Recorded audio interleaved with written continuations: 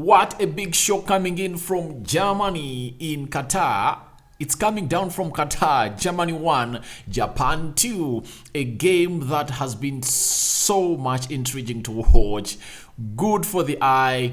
And obviously, it kept very many fans of both sides on the edge of their seats. Not so, if at all you watched it, you enjoyed it, and has been really a very good game. If you support Germany, you won't love it because they've gone ahead to lose by 2-1 against Japan. The better side has lost again, but what describes a better team that doesn't complete their chances or bury their chances? Germany was the better side, created very many chances, but they failed to bury those chances. And they're the ones that really kept Japan in the game. If they had really gone ahead to score their chances, they would have gone ahead to win this game of football. This same result reminds me of the game of yesterday where Argentina was beaten by Saudi Arabia by 2-1. On paper, Argentina had very many chances, but they couldn't bury them into the 18 yards, into the back of the net of a team which goes by the names of Saudi Arabia. Almost, you can mirror out that happened yesterday in the Argentina game and really bring it exactly into the same match digestion we are bringing to you right now from the Rokani Media Studios. Welcome to this channel. Smash the like button, guys, comment and share. If at all you're watching us for the very first time, endeavor to subscribe to this channel so as not to miss out on stories that we do upload in here on a daily. It's a very big shock in the World Cup.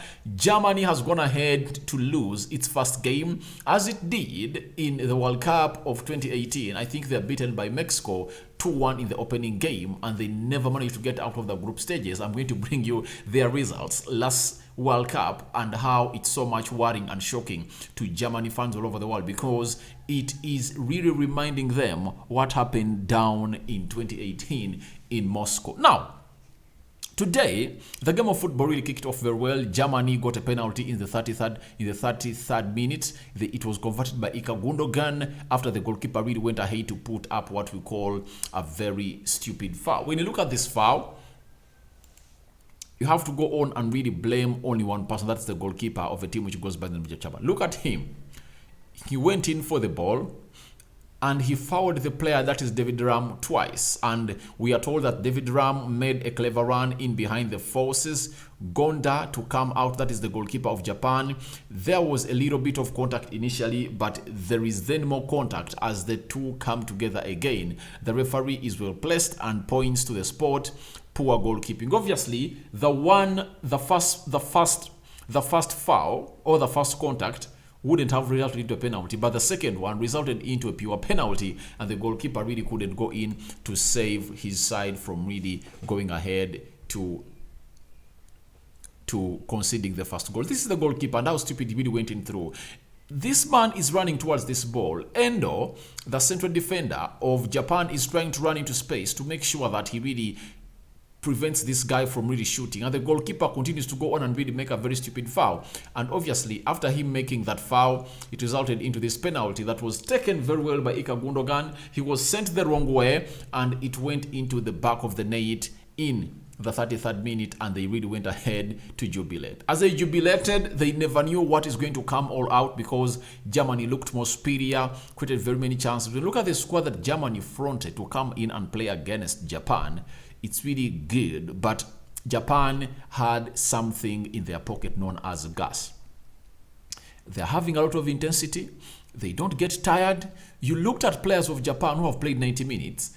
In the 90th minute or 80th minute, they looked like they had just started the game. They had a lot in their tank reserved for Germany, and Germany looked like they had really put down the guard, having created very many chances, and goals were not going in through, and they thought, oh my god, it's not our time maybe. But another start has been really put up on both sides. For Germany, it last lost a game in the World Cup in 1994 when they are leading at halftime, and they've gone ahead to lose their first game since the World Cup of 1994 against Australia, after leading at halftime, and Japan has come from behind to go ahead and really score twice.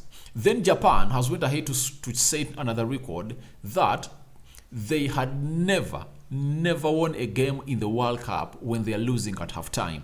They've come back and they've leveled that game of football they are into the top of the table, and Spain is going to play Costa Rica next. This is something worrying and news that no Germany fan would like to hear, because if you can't get a result against Japan, are you going to go on and really get a result against Spain? Because in the World Cup, when you lose two group games, obviously you are out. You are really out. You are knocked out. So that shows you how ugly that shows how ugly a team which goes by names of Germany has acted, and obviously they've put themselves into a situation of really losing this game of football. Then in, I think, the 45th minute, Germany went ahead to really level this game, get another goal to make it 2-0, but it was really ruled out by the VAR. The shot paired left to Gnabry, who crossed the low to Havertz to tap home. The goal is awarded, but ludicrously so, as Havertz was miles offside. Eventually the goal is chalked off by VAR, and this is how they left the first half. The second goal was ruled out and obviously ruled offside, and they went into the half-time leading by 1-0. That's why I tell you that this game almost mirrors exactly what happened in the game of Argentina. Argentina had 2 or 3 goals ruled out because of the offside rule. In the first half. And this game of football, they scored their goal towards a second goal towards the end of the half-time or the first half to give themselves a very clear lead, and obviously the goal was ruled out. So it shows you how hard it was for Germany to go on and really win this game of football, because they had very many chances and really never utilized them. Let me show you other chances that Germany created and they couldn't bury them home, because they created many. Musiala is the name that really had a lot of things to go on and really be talked about into this game of football. First and foremost, he registered this shot, and it was saved by the goalkeeper, and that is Musiala. You know him, he's really that Germany guy who plays for Bayern Munich. Very young, but he's really talented. Musiala, a central attack midfielder playing for Germany and taking on that. Another chance for Musiala. For this, it was really ridiculous, and he really went past 4 defenders of Japan, and he went for a shot that really never went on target. But this Musiala move was really great, and Musiala just showed his potential and how far he can go in the coming years, and almost announcing himself as one of the most players to come on and really be the most well talked about. And this really sends me into a question of people coming out and really talking about Mbappe and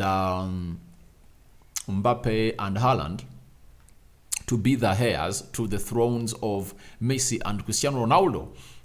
I think they are right, but look at players like Musiala, who are really coming in through from the central midfield, and they are scoring in goals for fun, because for him, he's really a very good player. He comes in and scores goals for fun through the central axis of the pitch. So Musiala was really great, and Ilkay Gundogan had another effort that really struck the outside of the post, and obviously that would have been 2-1. So they had very many chances in there for you, but because they never utilized their chances, Japan capitalized onto the poor defending of Germany and obviously went ahead to go in and really get this game leveled. Before I show you how Japan leveled this game of football, this is Serge Gnabry with another effort, and this effort before this effort came in through, it saw the Japanese goalkeeper make 3 saves, and this was the 4th one that followed.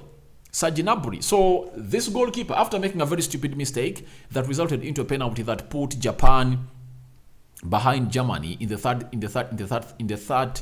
minute, he went ahead to put in a lot of effort to save Germany. He saved them to save Japan. He put in lots of efforts and he really saved them. This effort of Serge Gnabry was really strong and so much precise, and obviously they really put it into the back of the net, but obviously it never went in. Now, this is another chance before Japan went in to score the equalizer.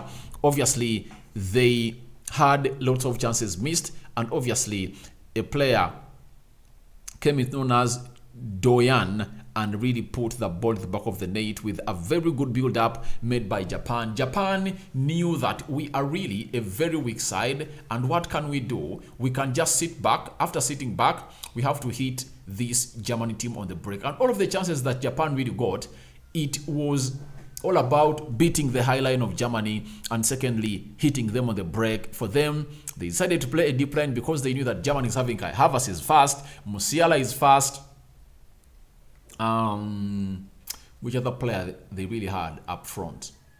Serge Gnabry is fast. So what they did was to go on and really play into a low block, and obviously resulted into this goal that really came in through, and they leveled that game of football. Towards the 90th minute, Japan got a second one that really won them the game of football, and obviously this is how this goal came up. Poor defending by Germany. Look at this guy is known as this is the long ball that was really delivered. This was the high line of Germany.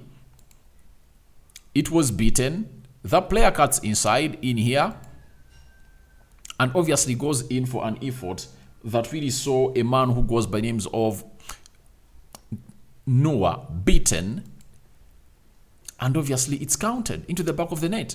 That's it.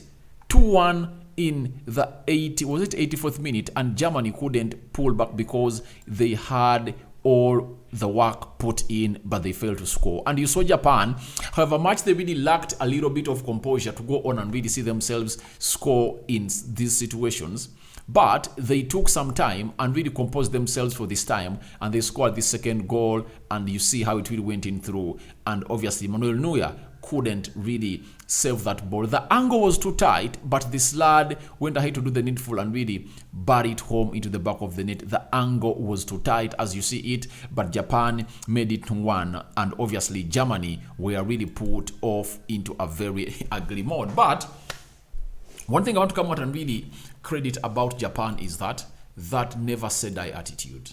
You see, they never at any second put the guards down. They attacked every time it was needed, and they put their bodies on the line. And the good thing that the manager did was to bring on Takahiro Tomiyasu in the second half, because he never started, reason being he was coming in from injury, and maybe he was supposed to play only 45 minutes. When he came on through, the defense of Japan looked more organized than they were into the first half. They put in very many challenges. The discipline changed totally, and obviously it was hard for Germany to go on and really break that defense of a team which goes by the names of Germany. Sorry, team which goes by the names of Japan. Now, when you look at a team which goes by the names of Germany, it found it easy to go past the midfield, and they won all the midfield battle. But that back line of Japan really looked strong. And the starting 11 of Germany really looked great and strong to get a result from a team which goes by the names of Japan. But I remember discussing something about the game Germany played against England in the UEFA Nations League.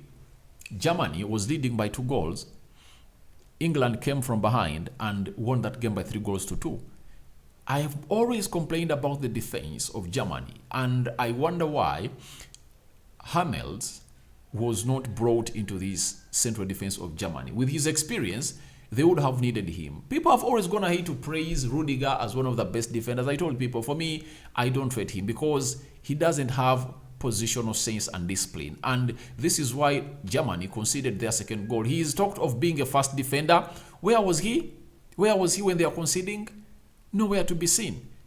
And he couldn't put in the effort that was required to see to it that he saves his team, Germany, from really being embarrassed in Qatar. And let me show you how history repeats itself. And this time around, you might say that maybe Rokani is against Germany, but let me show you how Germany fared in the World Cup that happened down at a side which goes by the names of Russia. These were the results, and if you know what I'm meaning, because things look like they are going to repeat themselves. The first game, they lost to another Asian side, South Korea, by 2-0. This time round, they've lost to Japan by 2-1. Their second game, they played onto the 18th of June. They lost to they beat Sweden by 2-1. And obviously, on the 17th of June, I think they first played on the 17th of June. They are beaten by Mexico 1-0. They are beaten on the 23rd of June. They won against Sweden by 2-1, meaning that they had 3 points, and they needed to go up and win the game of football against South Korea to go through to the round of 16. Guess what happened? They are beaten by South Korea by 2-0, and they are really knocked out of the World Cup. So this time round, it has started off in the similar way. It started off in Russia. They were beaten, and they lost the first game, and they couldn't come back to help themselves to go on and really do the needful. So Germany had a lot of time to go on and really double the lead because they scored in the 33rd minute, but they couldn't really capitalize onto that to get themselves to the levels of really being into the winning positions. And now, after 42 minutes, Japan came in through and leveled the game. After leveling the game 13 minutes later, they put the game home through Asano in the 83rd minute, as you've seen that. Let's see what is happening down in what we call the stats as the game really went down at a stadium in Qatar. Here, Germany had 26 shots. Japan had 12. Germany had 9 shots on target. Japan had 4. And I really tell people always that each and every time you want to win your game of football, you should score half. You should put half of your entire shots on target. If they were 26, they had to be having like 13 on target to see to it that they really force themselves into the lead. And Japan had 12, only 4 and 2 went on target, meaning that Japan was more clinical than Germany. 74% ball possession by Germany, 26 ball possession by Japan, 771 passes completed by Germany, 270 passes completed by Japan. People are going to say football is not, they'll say that football is really unfair. But how is it unfair when you've created your chances and you've not converted them with the back of the net? Japan comes in through, gets 4 shots on target, and they convert theirs. So football is fair. It's fair because Germany had everything in plenty. They overplayed Japan. They won every tackle. They won everything, but they couldn't score goals. Japan scored goals. And what wins the game of football? It's goals. So football is very fair because it's played on a fair ground. Not so? Then 80% passing accuracy by Germany and 70 by Japan. 6 fouls committed by Germany, 14 committed by Japan. And surprisingly enough, none of the sides got a yellow card or a red card. 4 offsides for Germany, 4 offsides for Japan, 6 corners to both sides. And as we speak right now, Japan is topping the table. And let's wait and see what comes with the result of Costa Rica and the side which goes by names of Spain coming in through. And I'm disagreeing with people who say that this has been a game of 2 halves, unless you don't know what it means for this game to be of 2 halves. If you're telling me that, in terms of results, that in the first half, Germany was in the lead, and the second half, Japan was in the lead. Yeah, game of 2 halves period. But on what happened in the field of play, Germany dominated this game.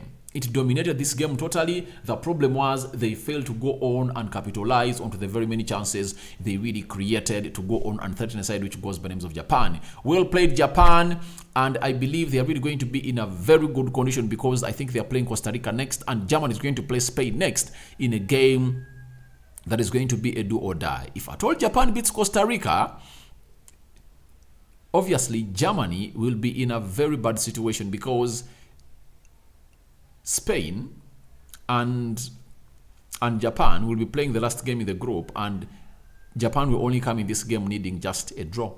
That's it. That's it. So, thank you very much for watching in. Tell me what you think about Germany 1, Japan 2 in the World Cup match concluded in Qatar. That is group what? Let me see. It's group what? This is group E, and obviously a team has been beaten. That is Germany, and that's why I never put Germany in my favorites because I don't trust their defense. By the time they won the World Cup, they really had a very elite defense. They had Matt Hummels in central defense. He was partnering with who? Then they had David Lam playing very well, and he was the captain. Bastian Schweinsteiger playing in the midfield with Kroos, and I don't know why people like Toni Kroos are not in this team. I believe they're supposed to be into this team for some good experience to come out and really guide these players to go on and build them full. I felt some bit of happiness when I saw Mario Götze being brought on, the man who won them the World Cup in Brazil, when he scored that only goal that really broke Argentina. Obviously, I really felt good, but more experience is needed. This team is ill-experienced, that's it. Ilkay Gundogan did his part, but the defense is really ill-experienced, and I believe that Spain are going to tear them apart, and even Costa Rica can go ahead and really tear Germany apart because they are really a better side. Your reactions are welcome in the comment section below. Smash the like button. I hand you over to the Almighty Lord to watch you over. I sign out for now. See you later, my mates.